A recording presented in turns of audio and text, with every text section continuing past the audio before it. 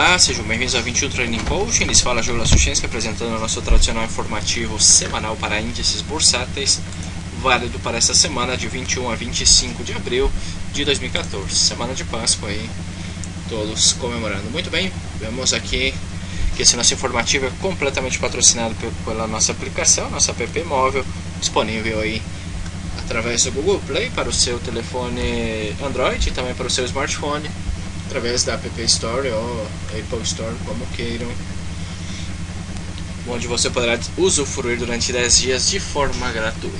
Vamos então com o nosso calendário econômico. Temos aqui uma semana bastante tranquila, segunda-feira com vários festivos aí pelo mundo: Austrália, França, Alemanha, Reino Unido, Itália, Brasil, Noruega, Suíça, Espanha, Portugal, Hong Kong, Nova Zelândia e África do Sul. Todos esses países seguem aí as festividades de Páscoa com feriado na segunda-feira. E nenhuma notícia, né? Bastante morto o mercado realmente essa semana, e próxima semana tudo indica que o volume será um pouco mais reduzido. Talvez na terça-feira volte à normalidade.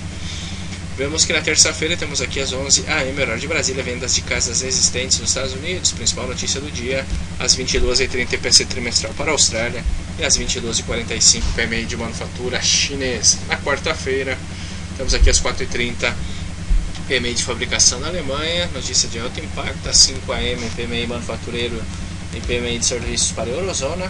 No Canadá, às 9h30, vendas no varejo, vendas sem veículos mensal, notícia de alto impacto.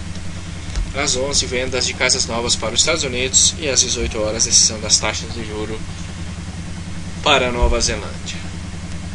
Já na quinta-feira, temos aqui às 5 AM, avaliação atual da Alemanha, expectativas de negócios e clima para negócios daquele país. Às 5h30, núcleo de vendas no varejo anual e também mensal, além de vendas no varejo mensal e anual para a Inglaterra, notícias aí, bastante volatilidade.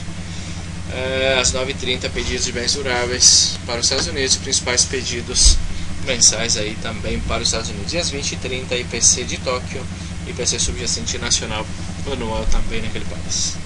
Sexta-feira, fechando a semana, feriado na Austrália e também na Nova Zelândia. Temos aí na Inglaterra, 5h30, núcleo de vendas no varejo mensal anual, além de vendas no varejo e também notícias de alto impacto. Às 10h55, sentimento do consumidor de Michigan, índice de Michigan também para os Estados Unidos e taxas de juros para o México. Essas as principais notícias. Vamos então, começando com o Standard & Poor's, o SP500. Os índices americanos, vemos que realmente não estão a fim de corrigir profundamente. Vemos que o Standard & Poor's no semanal respeitou aí o nível psicológico dos 1.800 pontos, repicando, fazendo já um engolfo de alta no semanal, porém estamos muito próximo da resistência dos 1.885.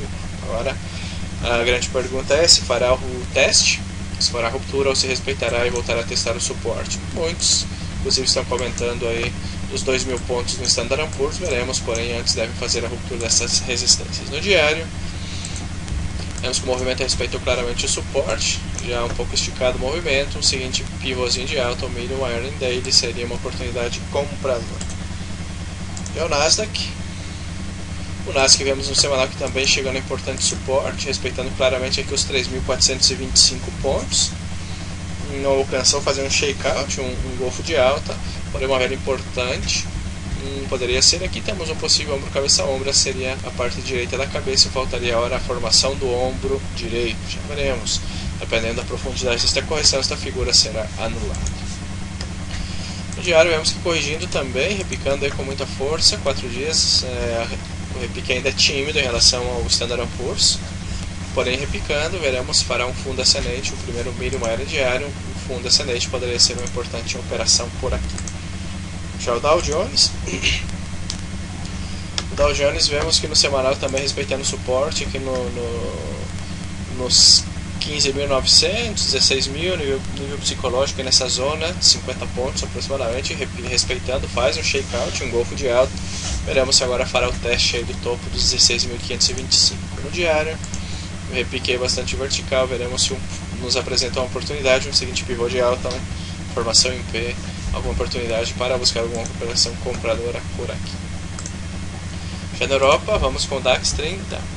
O índice de Frankfurt, vemos que respeitou claramente importante suporte, aqui múltiplos pisos, respeitando aqui pisos, solos, ok, né? Agora veremos se mantém nessa zona de lateralidade. Veremos se agora virá testar o topo aí nos 9.736.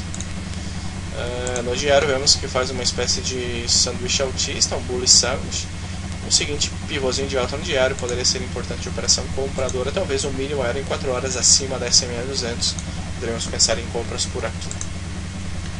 Já em Paris, o K40. Então, se o K40 no semanal a correção ainda ordenada, já cumpre com a condição de formação do pivô e deve executar esse pivô até os 4.500 pontos. No diário, vemos que a correção ainda ordenada, veremos se fará um fundo ascendente. Em caso que faça um fundo ascendente, deve fazer o teste novamente nos 4.430. Se esta correção persistir, já entenderemos como uma correção profunda e poderia voltar a testar os 4.300 pontos. Já o AUS 200, o índice australiano.